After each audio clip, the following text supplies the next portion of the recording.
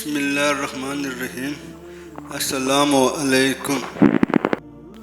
حضرت یزید بن ابی زیاد کہتے ہیں کہ نبی کریم صلی اللہ علیہ وآلہ وسلم حضرت عائشہ رضی اللہ تعالیٰ عنہ کے گھر سے نکلے تو حضرت فاطمہ رضی اللہ تعالیٰ عنہ کے پاس سے گزرے تو آپ نے حضرت امام حسین رضی اللہ تعالیٰ عنہ کو روتے ہوئے سنا۔ آپ نے فرمایا، اے بیٹی، کیا تو نہیں جانتی کہ اس کے رونے سے مجھے تکلیف ہوتی ہے؟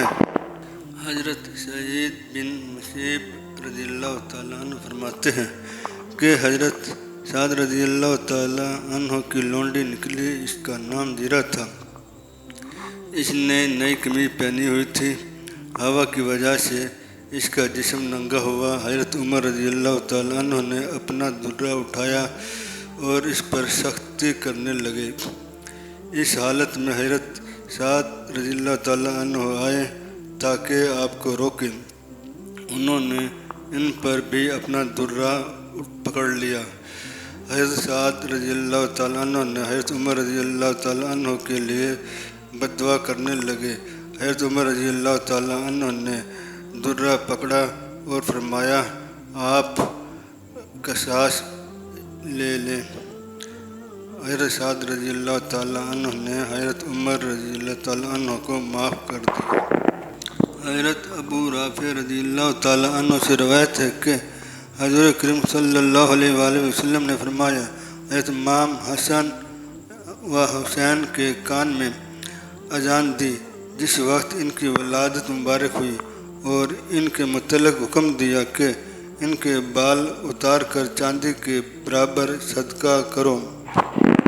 حضرت ابو ہریرہ رضی اللہ تعالیٰ عنہ اور حضرت ابو سعید خدری رضی اللہ تعالیٰ عنہ رسول اللہ صلی اللہ علیہ وآلہ وسلم کے بارے میں گواہی دیتے ہیں کہ آپ نے فرمایا، بے شک اللہ تعالیٰ مہلت دیتا ہے حتیٰ کہ رات کا 1/3 حصہ گزر جاتا ہے، پھر وہ آسمان دنیا پر نازل ہوتا ہے اور فرماتا ہے، کیا کوئی سوال کرنے والا ہے؟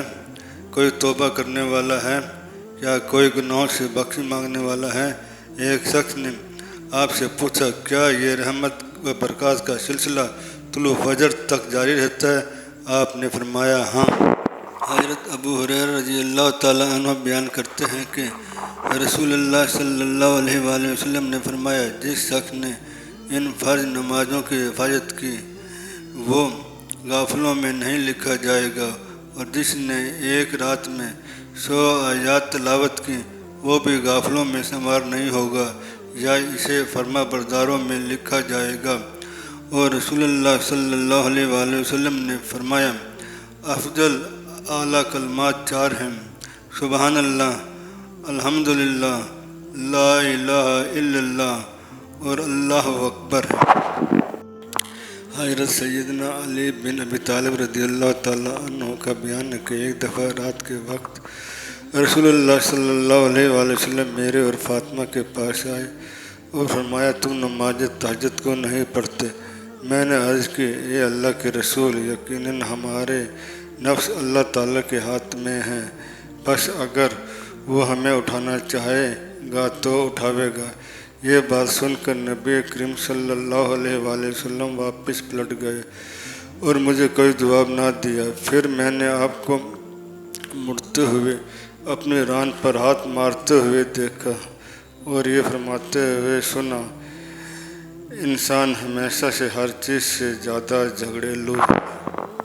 حضرت ابو سعید رضی اللہ تعالیٰ عنہ بیان کرتے ہیں کہ رسول اللہ صلی اللہ علیہ وآلہ وسلم مسجد میں داخل ہوئے تو آپ نے کچھ لوگوں کو مسجد کے پچھلے حصے میں دیکھا۔ آپ نے دریافت کیا، تمہیں کس چیز نے مؤخر کر دیا ہے؟ کچھ لوگ مستقل پیچھے رہیں گے حتیٰ کہ اللہ تعالیٰ بھی انہیں پیچھے کر دے گا۔ تم آگے بڑھو اور میری اقتداء کرو اور تمہارے بعد والے تمہاری اقتداء کریں۔ حضرت ابو ہریرہ رضی اللہ تعالیٰ عنہ سے روایت ہے کہ نبی کریم صلی اللہ علیہ وآلہ وسلم نے فرمایا، اگر لوگ جان لیں یا تم جان لو کہ پہلی صف کا کس قدر اجر و ثواب ہے تو پھر صرف قرآن اندازی ہی سے فیصلہ ہو کون پہلی صف میں کھڑا ہوگا۔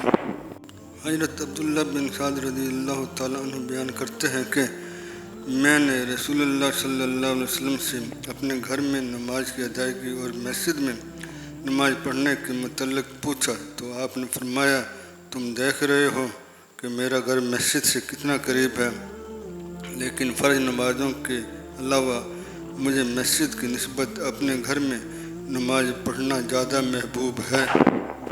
حضرت ابو ہریرہ رضی اللہ تعالیٰ عنہ بیان کرتے ہیں کہ رسول اللہ صلی اللہ علیہ وآلہ وسلم نے فرمایا جس شخص نے نماز مغرب کے بعد 6 رکعت نماز نفل پڑھی، ان کے درمیان ذکر الہی کے سوا کوئی بات چیت نہ کی، تو یہ رکعت اس کے لیے 12 سال کی عبادت کے برابر ہو جائیں گی۔ جناب الربالی کی روایت میں یہ الفاظ ہیں، ان کے درمیان کوئی بری بات کیے بغیر نماز پڑھے۔